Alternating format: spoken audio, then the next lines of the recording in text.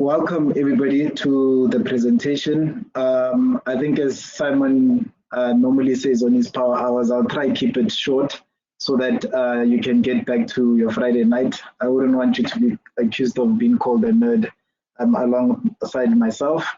I'm Lesegisha Mthiyane. As some of you may know, I'm an accountant, I'm an investor, and above a lot of things, what I'm trying to do is simplify the finance world for a lot of people. And one of my mottos that I go by is people live their financial decisions, so make life easier for them. But you make it easier for them by speaking to their needs and not necessarily speaking to the exams that you've written. And if any of you are accountants on the call, I think you'll know what those exams look like. I don't wish that on anybody. And it will come later on when I speak to some of the, what I call the big seven items of the finance world. When I say people you must speak to people's needs, and it's because people live their financial decisions. So you will see what those big seven items are. And ultimately, that's what I look to often simplify for you guys. I'll then head straight into the webinar itself. As Simon indicated, it's everything Stokvels and investment clubs. I run my own company, Finance Hut, that does bookkeeping, taxation, as well as investments. I've got a YouTube channel, those sort of things.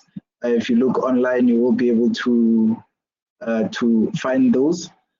Now, if we go into everything Stokvels and investment clubs, and a light background, I think as Simon did indicate, the investment clubs and Stokvels have quite a lot in common. I think besides one being an English word and the other one being a broken English word, they actually have the same things in common. And from then onwards, you'll get to see that you then get to customize a few of the items.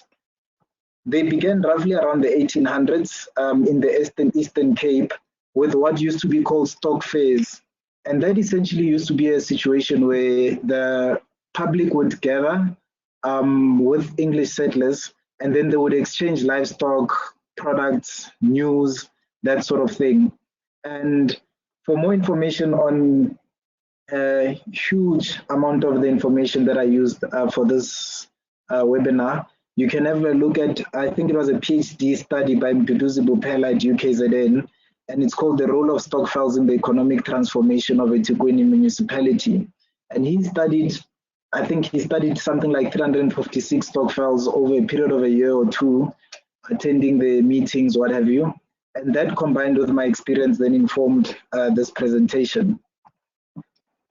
Now, if we get into the types of Stokvels that you get, you essentially start with what is called a money club. And for those of you that speak Tswana, it's essentially called mogodisano, where we pull money together and on a rotational basis, we take turns to pay each other. So let's say there's 4 of us, it's January, we put together 1,000 rands. Each month we pull together 4,000 rands and we give it to the first member. Next month, 4,000 rands to the next member, up until it becomes your turn to receive the 4,000 rands. And we have completed a cycle and we decide to continue with that mogodisano or the money club. I say that it's probably the most successful, and it's because it's that easy to implement. You know, it's kind of like a savings vehicle. One of the people that engaged me after the title of the webinar had been advertised said to me, is it not a credit facility? And it becomes interchangeable because there's no interest charged on that money. So it's essentially either you can put aside 1,000 rand a month and for 4 months down the line, you've got 4,000 rands. But if you're anything like I am and it's difficult to save, you essentially can do that with a group of friends where you're giving each one of them 1,000 rands, and then 4 months later, they give it back to you.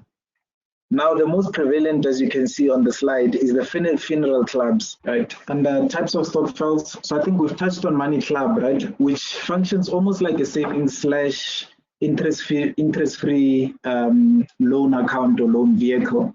And then we go to the funeral clubs.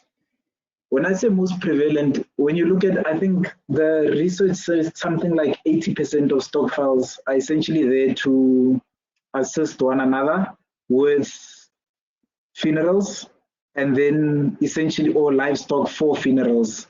And when we get to the last one, asset acquisition, that also includes the grocery stokvels, which we'll have a look at. But then that's where you get a lot more of your investment clubs. So under the funeral clubs, I highlighted mainly two. The first one being Evil. And to those of you that are not Zulu, essentially Evil is more like a wheel. And speak to anyone that was part of this during COVID, you know, where it seemed as if at any given point in time when your phone rings, you have to prepare yourself for a funeral. I think that's been one of the saddest, at least in my young life, one of the saddest periods in our country. And I wrote there that it carried the nation. And in essence, what it really is, so normally 12 of you get together and you identify major items that are normally needed when there's a funeral. And if you know anything about Black funerals, you'd know that they sometimes tend to be something close to an extravaganza. I think we celebrate life at the finish line. And so what happens is each member will be allocated a particular item. So let's say sugar, fish oil, chicken, dry packs, those sort of things. And whenever a funeral occurs in the family of one of us, you then have to buy that particular item. What that does is it hedges against inflation, because instead of saying we're putting together 1,000 rands, and then when somebody passes away, we'll give you 12,000 rands or however amount of money we have, we essentially say you will track the price of sugar, you will track the price of dry packs, and just always have money on standby in the event that a funeral occurs. And then you will then buy that particular thing. Part of why it's called Ivili as well is because it's not like you want to buy sugar forever. And so now if you're the person that buys sugar and fish oil, you feel as if I'm getting the worst of the items as far as inflation is concerned.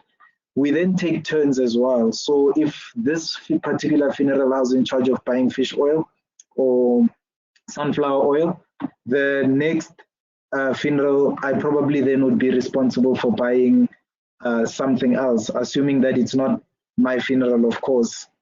Then another common one, as far as funerals go, is a livestock one. And I wrote the Dukhomo. And you'll see in the presentation, I refer to different languages as well. And that just speaks to how the same concept has been evidenced elsewhere and most probably become more dominant in a particular culture or a particular that language speaking people. And so with the Khomu there, it's more livestock. And again, it speaks to some of the customs of funerals in the Black culture, where if somebody passes away, a cow, especially in the Zulu culture and the Pedi culture, a cow has to be slaughtered and essentially gets to accompany the person in the afterlife.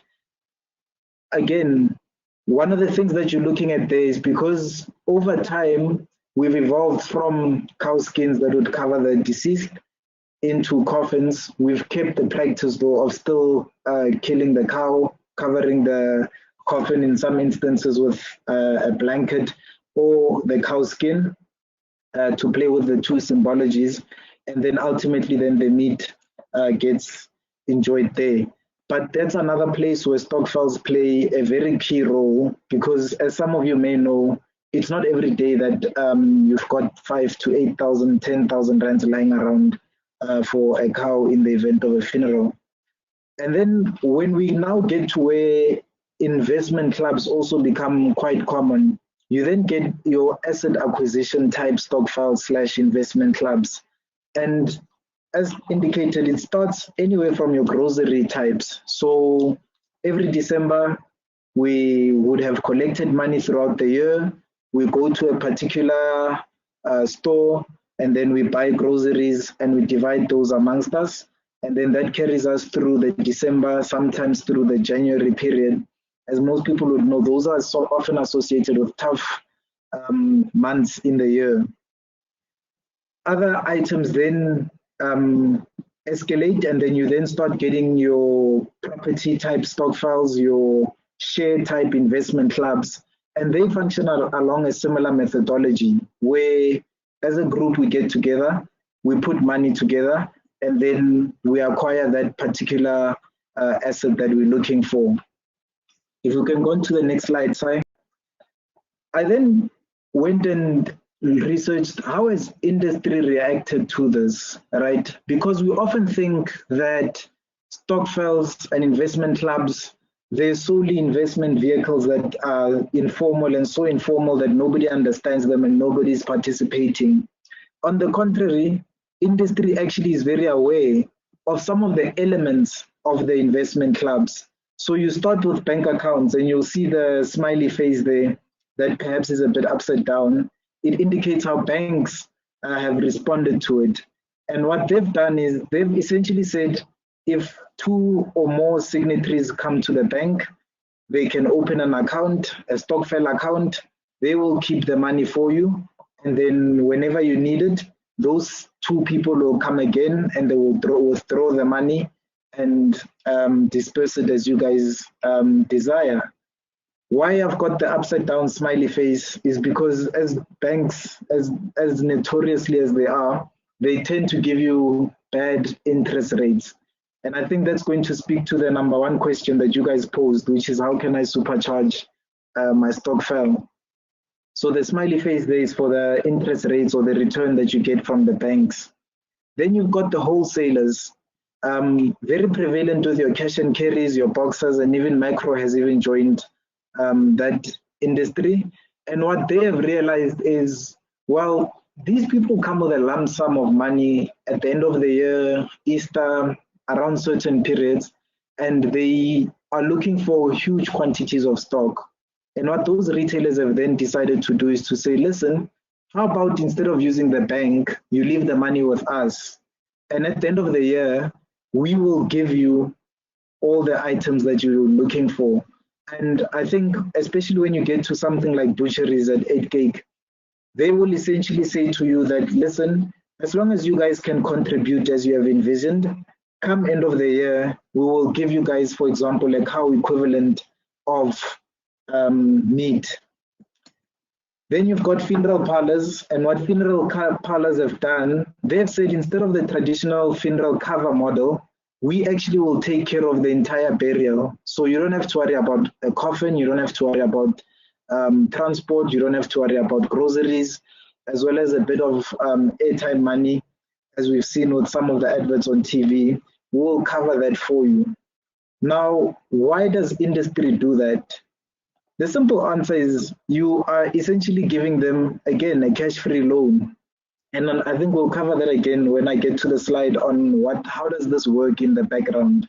But the essence of it is, if I'm a reseller, if I've got a business and I know that on a monthly basis, I'm going to be receiving 10, 12,000 rands from this group of people, that allows me to buy stock basis. And come the end of the year, predictably so, I will then give them their stock as they require for that particular period or for that maturity period. And so it becomes sort of a mutual relationship. Also, it's born out of some of the shortcomings where previously members would keep the money, come end of the year, the member has spent the money without the knowledge of the group, and we're not able to acquire that particular thing that we had gathered together for. If we then go to the shortcomings, the first one that you will see there is fatigue, i.e. the members feel like they're going in circles. And I think that's more common with Mogodisan, where it starts initially, you're not able to save, and you decide, let me join a few friends and have an accountability partner, and then I will save alongside them. Your turn comes, you receive the money, you spend it on whatever you had planned to spend. Sometimes it's washing machines, sometimes it's fridges, sometimes it's school fees. I've seen a whole variety of people spending the money on certain things. But it sort of feels like it's just going in circles, because it then kicks in that I can actually do this myself. And I'll come to one of the reasons why that is a very dangerous thing to experience and how to deal with it, right? Then the next shortcoming is that the immediate impact is not readily visible. That often happens where if we're saving towards, let's say, December groceries, or we're saving towards property ownerships, share investments, that sort of thing, it tends to take time to take off, especially with the big asset items. And for a while, some members, depending on your risk tolerance, depending on your pensions, it may feel as if nothing is happening. And as a result, people then tend to give up. One of the other shortcomings is that it's sometimes not easy to exit. You do get Stokvels, let's say, before you exit, which is a common feature. Essentially, it must go around first. Everybody must have had the same benefit that you may have had or that they may have signed up for, and then only then may you exit the group. And often that's done to preserve the integrity of the goal that we had set in mind. You wouldn't want to have a situation where when one member leaves, it jeopardizes the benefits for everybody else. And you'll see when I come to the advantages or benefits, it's because predominantly Stokvels and investment clubs are actually social vehicles more than any of the other factors that we are looking at, especially when we look at other more traditional type of vehicles. Then when we say funeral ones tend to be forever, nuclear families find it difficult. I think that might have been a spelling mistake on my side. But essentially with the funeral Stokvels, what often tends to happen is that the breadwinner will join the Stokvel, and then they will then add the nuclear family members. And then as time goes on, and that goes along with delinquents, the breadwinner either passes away or the breadwinner feels as if this doesn't work for me anymore. What happens in that regard is that it becomes difficult to then continue with the Stokvel because now the reliable source of income that comes in has essentially dissipated or gone away. And then that makes it one of the shortcomings of the Stokvel, right? And one of the other ones, especially with delinquents, you get a situation in Stokvels where the main member passes away and the family, rightfully so, says to the group, they're not able to afford the payments that the main member was contributing. And what that does is it jeopardizes the returns or the ability to support the remaining members. So even if the family opts out, number one, they themselves lose out on that future funeral benefit, but the existing members, the ability to raise the finance that they previously would also diminishes.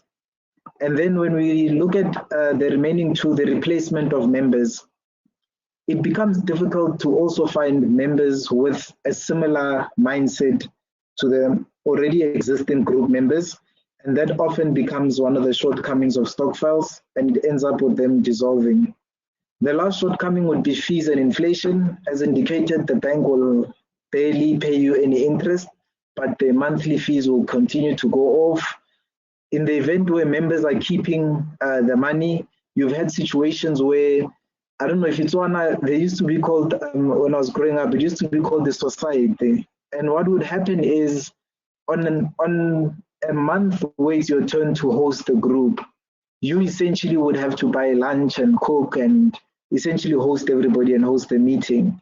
That actually is a form of fees because now it's costing the Stokvel that amount of money to host the Stokvel, and whatever the member would have been planning to buy with the Stokvel essentially gets eaten away by the fact that when they're hosting you guys, the money has to be spent on food and a few items that make the house hospitable. And then inflation, in that for as long as the money is not getting a return above inflation, you essentially are losing money. And I think that's the stage at which people then give me a call and say, how on earth can we do this investing thing and get a better return from our Stokvel? Now to the benefits of Stokvels, I think I just was feeling my energy go down a bit as I was looking at the shortcomings. I should have done it the other way around so that I build my emotional tolerance for the negatives. When we come to the benefits of Stokvels, The number one benefit is essentially that social ties and cohesion. You know, as human beings, we are social beings. And I think we saw this a lot with COVID, where the minute we were restricted and weren't able to go anywhere, all of a sudden our lives became claustrophobic. It became almost impossible to just exist within yourselves. And I think the psychologists on the call will attest to the fact that a lot of the mental health, mental wellness items and stuff started becoming very topical. And that came from the fact that we had such a distressing event that pulled us away from one another. Being in South Africa and in Africa predominantly, what those social ties and cohesion actually help with as well is that a lot of the times constituents or members of Stokvels, remember it goes back to the 1800s, what you'd find is that it would normally be in lower LSM, so your LSM 1, 2, 3, 4, where you can't necessarily cover everything by yourself. And so there's a certain form of neighborliness that works to help us achieve particular goals which we ordinarily wouldn't be able to, you know, which speaks to the item of accountability partners as well. As indicated with the earlier example, if you're putting away 1,000 Rand a month, it becomes very difficult to just keep on looking at it monthly, growing at 0.2% interest rate, and then come end of the year, go and buy your fridge, your microwave, your washing machine, that sort of thing. But if you're doing it in the format of a stokvel, you essentially have got accountability partners. And that's the same with investment clubs. I don't know how many times I've withdrawn money from my own investments. What the benefit that gives you when you're part of an investment club is that you can't unilaterally decide to withdraw money. And so it essentially keeps you longer inside that investment that you guys are going for as a group. Then you've got shared hosting that speaks to the event previously from the previous slide, where you find that people were essentially carrying the cost as the host for these meetings. What has evolved from that as well is that we now get a shared type of, or at least the benefits is that you then get a shared type of environment. And what do I mean? What do I contrast that with? Today, if I want to get together with 5 of my friends, I send an invite, and the friend that wasn't invited obviously is going to say, why wasn't I invited? But by sending an invite, I'm implying that I'm going to cover the costs for this get together. And one of the benefits of a stokvel is that we actually can have regular get togethers, normally once a month, on the cost of the stokvel, which then makes it a shared cost type of. Then the next one is financial risk management, the management of random events, and I think I'll speak to that in the next slide when I speak about what is actually happening in the background. You get your interest-free financing, and it's actually easy to join. So it's not easy to add a member once a member has left, but it's easy to join in that it's easy to start. Number one, you get a group of friends, you shake hands, and the first debit order goes off. And it's also easy to join in that you often won't struggle to find a stokvel. If you speak to somebody next to you and you say, look, I'm looking for a grocery stokvel, chances are within 3 degrees of separation, they're able to say, let me hook you up with a friend or so that is looking to start a similar one. So they're quite easy to join and accessible, which is a direct contrast to when we speak ETFs, unit trusts, not to bash those shares, those sort of things. We often find that people don't know where to go. Where do I buy these shares? But what does it mean? What happens to my money the minute I press deposit? Does it disappear? And even worse, on a Friday, if you deposit money today, I think your weekend becomes a lot more uncomfortable. Up until around 9 o'clock on Monday, it shows up in your share account. So it's that accessibility of stokvels that then is a benefit when it comes to taking your financial life forward. So if we can go to the next slide. Now, when we talk about what's happening in the background, and this is the part that I was then dreading because I don't want to get too technical in this regard. Essentially what's happening, it's collective goal setting and risk management. And as I indicated in the previous slide, when we speak about random events, we know certain events are going to occur. You know, we're going to lose a loved one, we're going to need to get married, we're going to need to buy assets. And some of those events, we don't really have much control over them, except to know that when they do happen, we do need to be prepared for it. And that's where the risk management becomes very strong, right? As you can see, as I say, an event that's too big or too far or too unpredictable, it's shared amongst one's community based on regular stipulated manageable cash flow. So we don't know how much a funeral costs, even though we don't know when it's going to occur. And so that risk management and that unpredictability gets taken away, in that whenever the funeral happens, there's a vehicle that is there to carry this item. And I think, just remind me in the Q&A if I don't speak to it, when we speak about how to supercharge my stokvel, one of the things that I say, perhaps it's not broken. And that speaks to this particular point, in that they actually do serve as a sort of emergency fund, where when an unpredictable event happens, you then have got the support of your community to carry you through that item.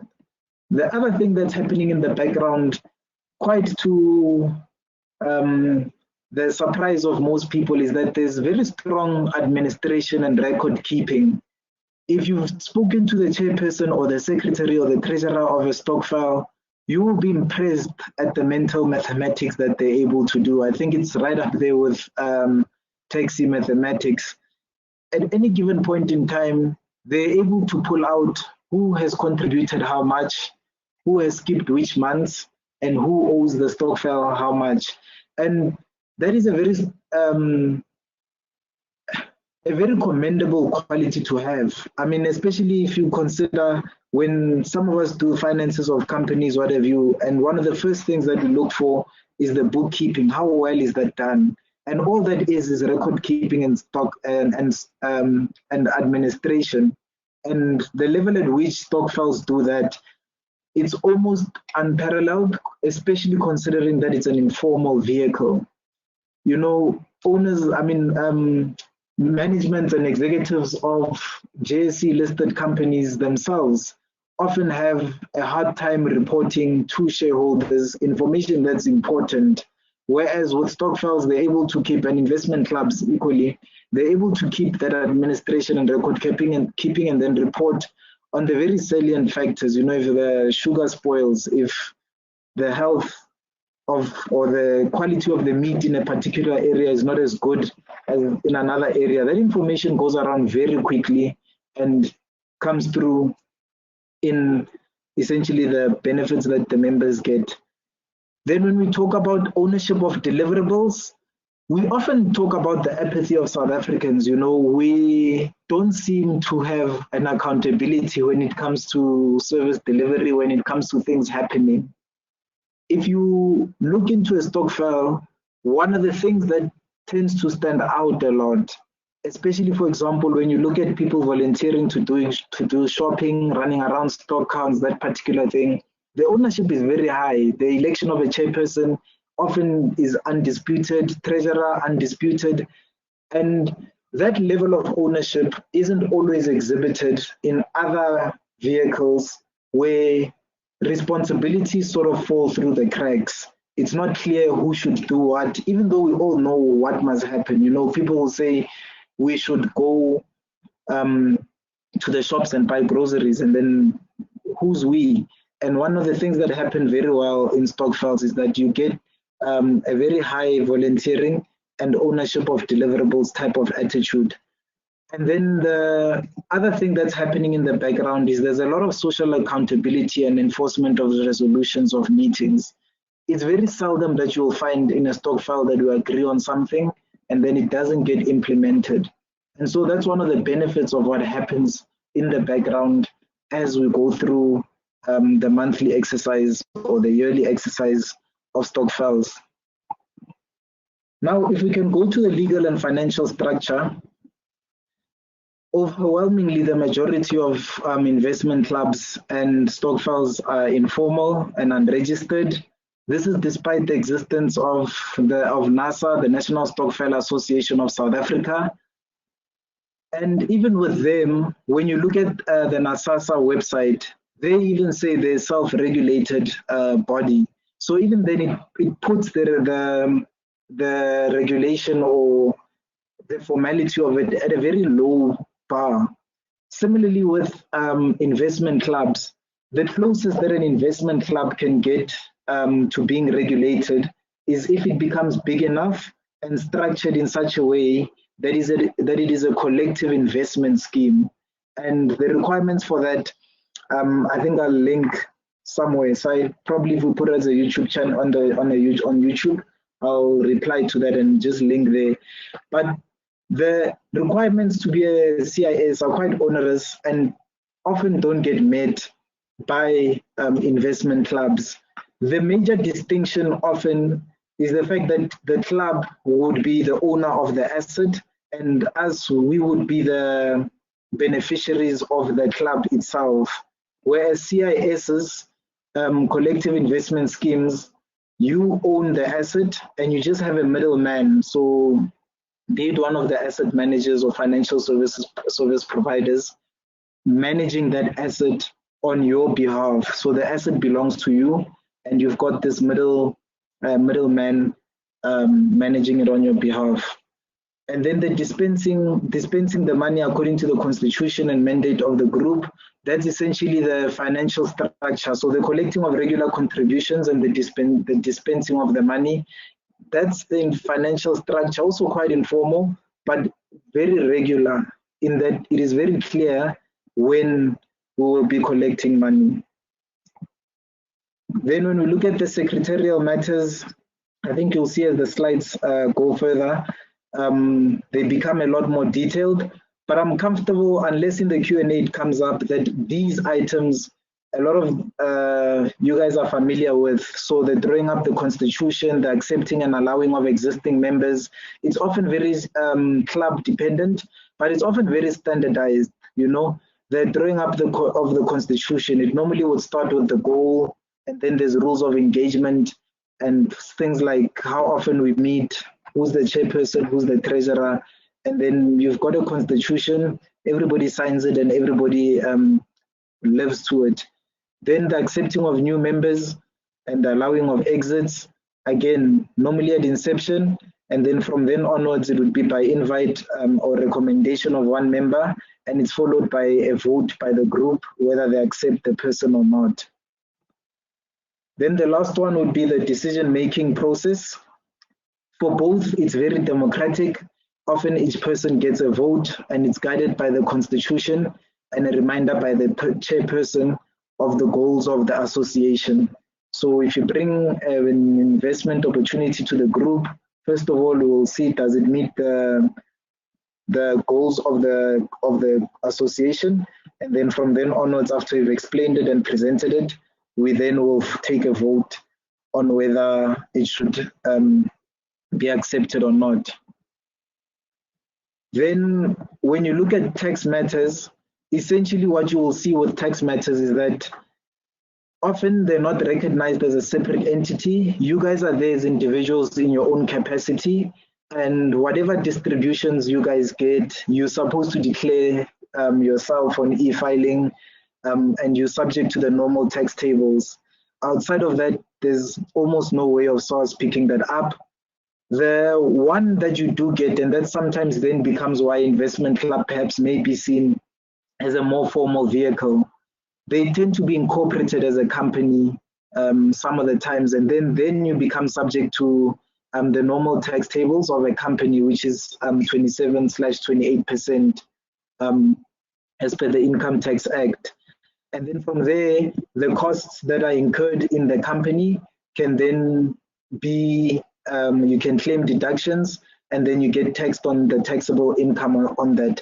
And I think the thing that I'd pause on in this regard would be the difference between individuals and companies, how they get taxed. And that's not particularly something that is investment club and stokvel dependent. That's more your types of entities dependent. So as an individual, there are certain income, you earn your income, you pay your tax, so it's a gross income, you pay tax, and then you get certain deductions, so medical aid, pension fund, that sort of thing. And then the net that you have after that, that's what you take home with you, and you go and fight inflation with that. On the other hand, as a company, you stipulate the activities, the main activities that you have as a company. And what SARS or the tax regime allows you to do is to earn your income, subtract your expenses. So for example, if you meet as an investment club as a regular feature, SARS would allow that you deduct those meals, those costs of meeting as a tax deduction, and then your ultimate income, the taxable income on that would then be what's taxed after you guys have incurred the expenses. Then when you've got vehicles like easy equities or you're investing through a broker, they would then essentially follow the tax regimes as they know it. So for example, in the example of easy equities, you would register as a company and have a company account, and they've built into their systems to calculate the capital gains when you sell shares, to calculate the dividends tax when you get dividends from companies. And what's interesting while I'm speaking about dividends, once the dividends are dispersed into your hands for tax purposes, you can claim either a deduction or an exemption for the tax in the case of a company. So on easy equities, for example, if you're a company, you'll get the entire dividend. So let's say it's 10 Rand, the dividend, you'll get the whole 10 Rand. If you're an individual, 10 Rand, they will withhold 2 Rand and you will get 8 Rand. But on your tax return, you actually can apply to SARS to say, look, I received 2 Rand as a dividend from, from an investment of mine. And then SARS would then see that as an exemption essentially. And then, oh, I'm freezing mentally. They essentially would pay it back. I'll just check that. My brain just skipped on that technicality. Pardon me on that one. And then we say and more. The and more is essentially just to give you a few interesting graphs. On your y-axis, you've got the value of Stokvels, and then on your x-axis, you've got the years. Interestingly, in the year 1989, there was only about 200 million rands in Stokvels. All the way up to today in 2022, you've got about 45 billion rands in Stokvels. And I think I just kept that format there so that we can actually see what Jacob Zuma was facing when he had to read numbers. A bit of a non-funny joke in that regard. And when you take the CAGR, the compounded annual growth rate of Stokvels, you're looking at something like 22% per annum that they've been growing at. What's important though to note with that figure, because they saw expenditure in nature, in structure, so what tends to happen is that this money is not accumulating. This is the amount of money that gets raised on a yearly basis. So from 0 to 45 billion, by December you've bought groceries, there's been funerals, you name it, and January we start again. And that's 45 billion that gets raised on by 11.5 million South Africans, which is quite a lot. It works out to about 4,000 Rand per South African in that regard. The next slide was just to compare how much collective investment schemes have relative to Stokvels, and you can see Stokvels and investment clubs, we are very minuscule in this industry. That long chart that you see there, that's 3 trillion Rand that is in your collective investment scheme. So it's your unit trusts, your exchange traded funds, those sort of things. It's a 3 trillion Rand economy, which is going to be important when we speak to the last slide, which is the what now, how do we get there? How do we get to that 3 trillion Rands, which is often the question. How do I get the most out of my stokvel? How do I make sure that my stokvel is a super stokvel.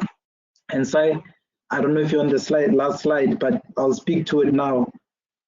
And I think this is what a lot of people have actually been contacting me on, such that I felt the research that I was doing, it felt as if I was doing that for myself, and people are predominantly interested in this, right? Why it was important to give the research is because this slide out of context doesn't make sense. It feels as if I'm sending you back to sender, you know? And in the first instance, I say maybe it's not broken. And as I indicated in the earlier slides on the benefits and what's happening in the background, we have one of the biggest wealth inequalities in the world and income inequalities in the world. And what stokvels and investment clubs have done, you will see they're actually found in environments where there tends to be people that have got very low incomes. And it goes back to that social cohesion and that pooling of funds concept. And it fills a gap there.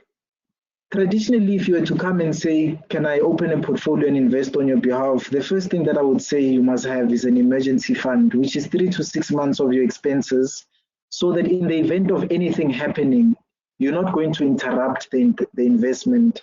And so I thought it's important to say stokvels are perhaps not broken, especially when you look at how minuscule they are compared to the collective investment scheme industry. Perhaps they're not investment vehicles. They're supposed to be that stopgap vehicle for those too big, unpredictable, too far events that you and I are not able to prepare for well in advance. But once we've crossed that hurdle and you guys as a group have decided that, listen, you don't have to worry about emergency funds, we sorted, we can handle this.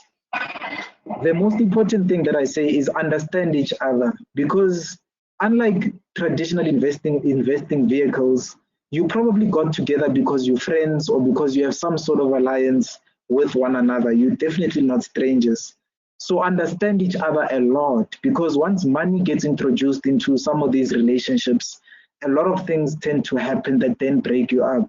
So you wouldn't want to transact from a position of assuming because you're friends, you've got the same mindsets and the same understandings of these concepts, and then find out 100,000 rands down the line that actually you had two different things in mind when you said you want to start an investment club. Then the second one I said is understand time horizons, which goes with the almost second last one, understand asset types. And I think a very good podcast to listen to for this is the Fat Wallet Show, which speaks a lot about these items. And in essence, what you want to do is you want to get to a position where, as a group, you all understand that you're not going to hit a home run in 1 year of you guys being an investment club or a stokvel.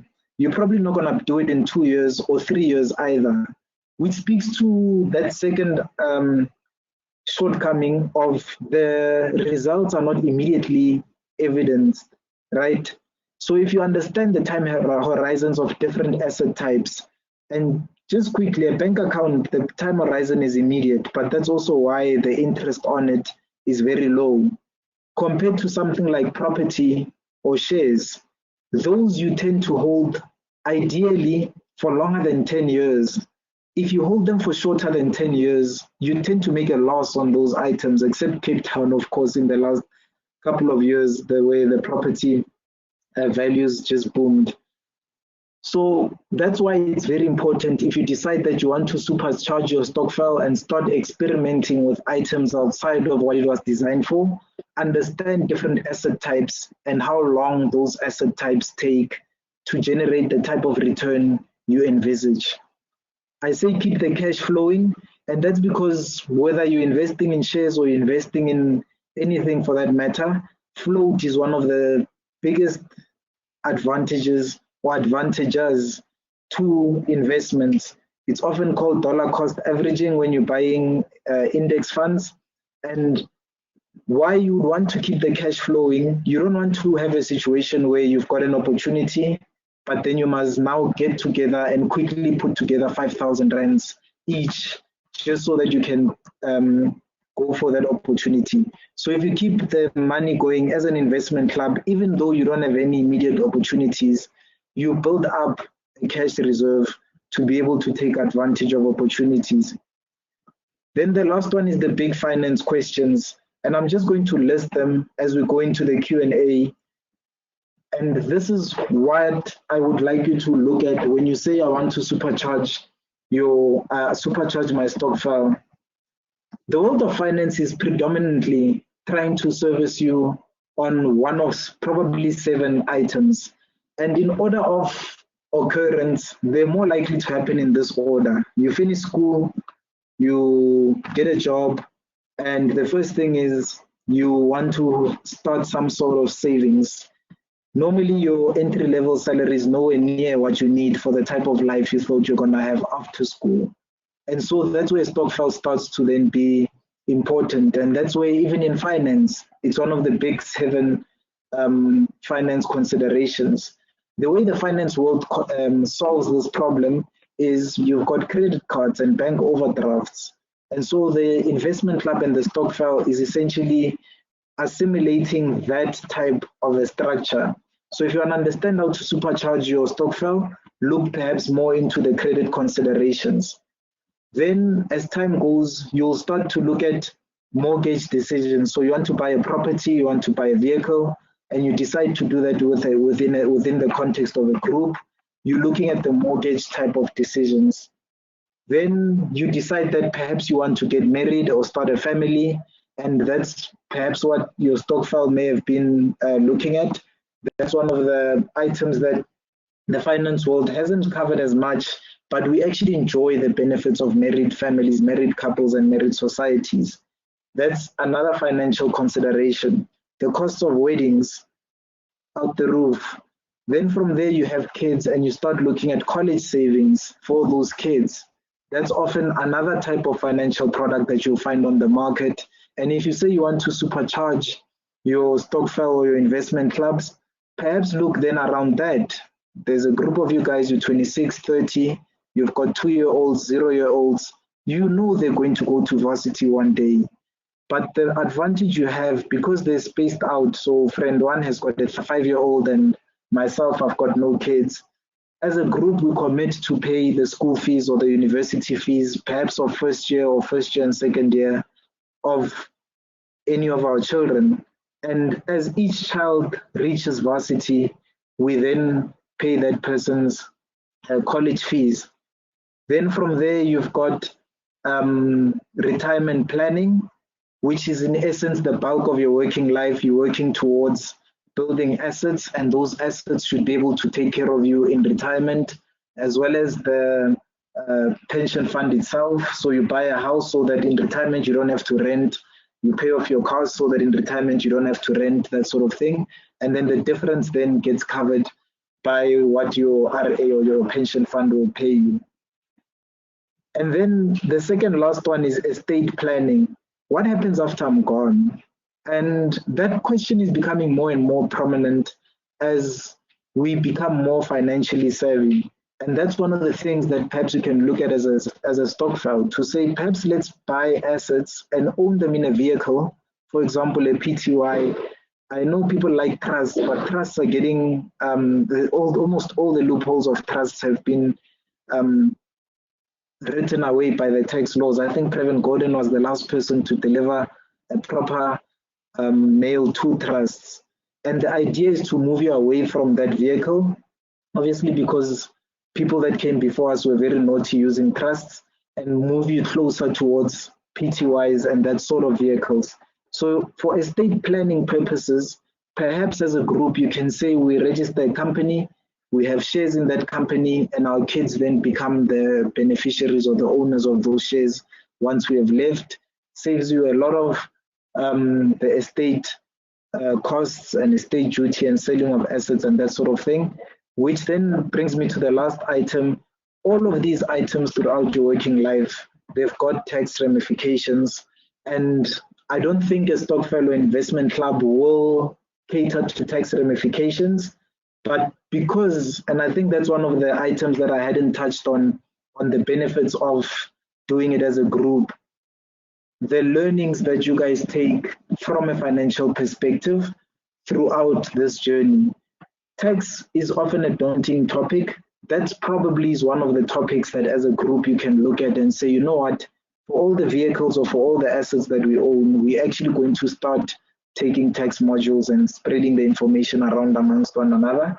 And by the time you reach your estate planning or your enjoyment of your retirement, you can be a tax savvy individual because that goes with you all the way through. You pay taxes even after you're gone. And yeah, I think, Sai, that's a nice, better enough note to go into the Q&A. But I think it opens the floor as well for the scope of technicalities of questions that may arise.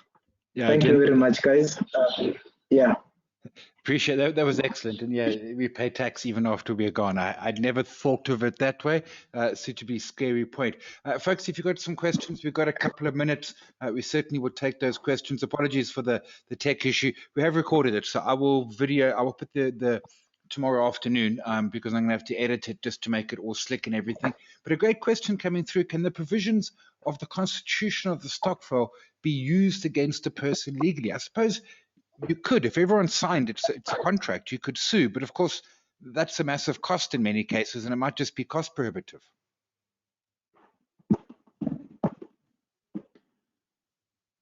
Did you ask the question and answer it, Sai? Well, I think that's the answer. I mean, I mean, unless you've got a different view. I mean, I think suing people is just, I mean, an expensive way to enforce, and it comes back to your point. Make sure you know who you're getting involved with. Yeah. Loosely speaking, they can, but the catch-all phrase of our legal system is that whatever provision it is, it has to be legal. So you can't put an illegal provision in your constitution and then use it to then punish a member. So I'm not a lawyer, I'm an accountant. You can consult a lawyer on that one, but just loosely speaking, your constitution would have to cover everything within the ambit of legality. And if that's the case, then you 100% can have provisions that if members violate, then you take them to court. The constitution of an investment club is actually recognized as a legal document. So you actually can take someone to court where they're delinquent in terms of the constitution, and it is a valid provision that you have put in there. And maybe the trick with that is to have a lawyer in your club so that they can run that process. Another question coming through: suggest a stokvel to collectively buy shares on the stock market. You touched on it, but it is certainly a route to do it. Although there are benefits of perhaps doing a more formal route in terms of a PTY, and you touched on some of the benefits of that. I like the more formal of it because, as you say, friends are great, money gets involved, things can get a little bit wild. Yeah, and I did that with my investment club, 1,000 Capital. You can look it up. We've kept the information there. We've paused the investment club. But I did that, Sai, or the person asking the question, where essentially what we did was we formed an investment club, had a constitution, then registered a PTY, and then the constitution formed the basis essentially of our MOI. Obviously that's Greek or legal for a lot of technical stuff, but it just means that we created a vehicle, a PTY, a private company that allowed us to be an investment club. And then we formed a mandate and we said, this is how we invest the money. And I was in charge of those investments. Whenever I go on the JSE inside the easy equity, so we collect money, part of it goes on the JSE. I literally look at our investment methodology, and no matter how enticing a particular share is, if it does not fit our methodology, I don't buy it. And for the investment club, I buy it in that regard. I think when we dissolved, I had like a 55 or 58% return over 3 years, excluding dividends, I think, on that. And that makes me look smart, but the truth of it is the formalities actually what helped, because there were times when the investment was very low and I was tempted to explain to shareholders that, hey guys, maybe this is not working anymore. But the fact that we had very strict rules that prohibited me from exiting investments, they then eventually paid themselves off. And that's the advantage of that formality, but also the advantage of having studied the timelines of the different asset types. Within 3 years, you don't sell equities because whatever your company is going through, unless it's fraud and they're making headlines, they're likely to overcome it. I think, Simon, for a good 5 to 10 years, we were buying shares in Woolworths, and that they dropped all the way to like 37 rands or 40 rands or something crazy like that. And today Woolworths is at 77 rands, and I'm one of the people that had written them off. But a good investment philosophy, as well as understanding your timelines, is essentially why you then came out smarter than me. In places. But I take your point, and I like that thing around the understand those timelines, and investing is rocky. We've got two quick more questions and we've got time, so I'll take them quick. Can a funeral society invest in a tax-free investment? You can't. Tax-free investments are for individuals only. No other structures of any sort. Individuals only. And then a question, Diane, you ask, if a bank goes bankrupt and Stokvel has more than the allowed bank guarantee, best way to protect it. So we don't have a deposit guarantee in South Africa. It is currently before Parliament. I think SARB expects to implement it around the first quarter of next year. It'll be 100,000 per deposit. The simple way to do it, and it's a hack, the limit will be 100,000. SARB will tell you that covers 96% of bank accounts. If you've got more than 100,000, different banks, as simple as that. Bank one for the first 100, bank two for the second 100.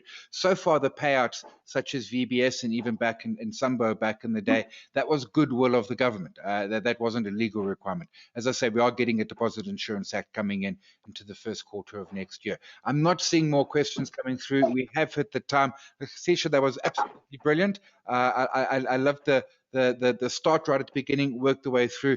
Really, really appreciate it. Ladies and gents, appreciate your time this evening. Everyone, look after yourself. As always, if you can, look after somebody else as well. Jen, really appreciate it.